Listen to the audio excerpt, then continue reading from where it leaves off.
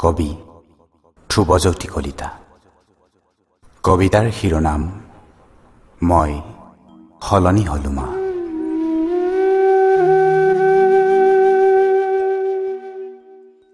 কান্ধত এমুকুৰা বোজালৈ ঘৰখন এৰি অহাৰ দিনা আহৰ্য বা পাৰ হৈ কেঁকুৰিটো শেষ নোহোৱালে তই চাই আছিলি মোক। তোৰ ফালে নোচোৱাকৈয়ে অনুভৱ কৰিছিলো মই নেদেখাকৈ চাদৰৰ আঁচলেৰে মচিছিলি তো চকুৰ পতা। তোৰ চকুলৈ চাবলৈ ভয় লাগিছিল সিদিনা। তই চাই আছ বুলি জানিয়েই হয়তো পিছলৈ চাব সাহস হোৱা নাছিল মোৰ। সেই যে তোক এৰি থৈ আহিলো তেতিয়াৰ পৰাই মই সলনি হলো মা। তোৰ কথা ভাবিলে কান্দিবৰ মন যায়, উভতি যাব মন যায় তোৰ কাষলৈ। নাজানো মা কি হৈছে মোৰ, আজিকালি ৰাতি টোপনি নাহে। চিগাৰেটৰ ধোঁৱাত বিষাদবোৰ উৰি নোযোৱালে অনুভৱবোৰ বুকুৰ মাজতে দহে।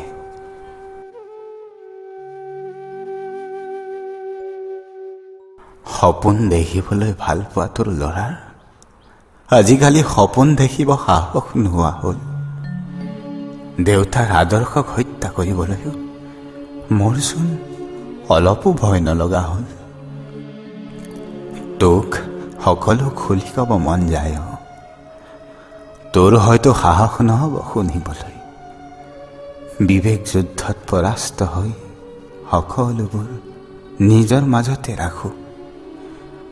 পৃথিৱীখন বহুত জটিল মা, মই ভবাতকৈও। তই নুবুজিবি, ময়ো বুজা নাছিলো। এতিয়া লাহে লাহে সকলোবোৰ বুজা হৈছো। কি ব্ৰেণ্ডৰ হুইস্কি খাবলৈ কেনেকুৱা লগ লাগে তই খুদ বুজিবি।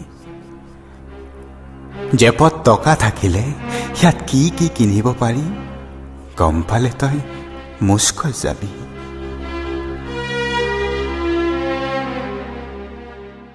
নালাগে দে, সেইবিলাক গম নোপোৱাকৈ থকাটোৱে ভাল। বহুত সৰু মানুহ মা আমি, ডাঙৰ মানুহ হ'বলৈ আহি মইচোন নিজেই সলনি হৈ গলো। তোৰ হয়তো মনত আছে এদিন তোক কৈছিলো মোৰ বুকুৰ বিষটোৰ কথা।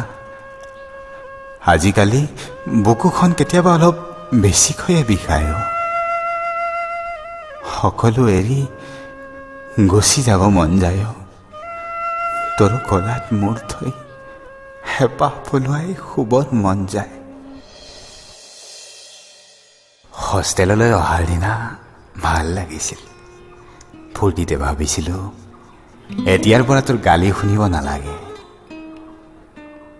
এতিয়া অনুভৱ কৰো চিগাৰেটৰ নিকোটিন ভদকাৰ এলকহলতকৈ তোৰ গালি বহুত সোৱাদৰ আছিল মা।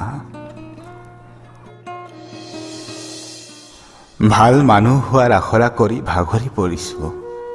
মোক খবৰ নিদিয়াকৈ আহিবি না কেতিয়াবা আমাৰ হোষ্টেললৈ। বিচনাৰ তলত চিগাৰেটৰ টুকুৰাবোৰ চাবি। সিদিনা মোক গালি নাপাৰিবি, হেঁপাহ পলুৱাই চৰিয়াবি।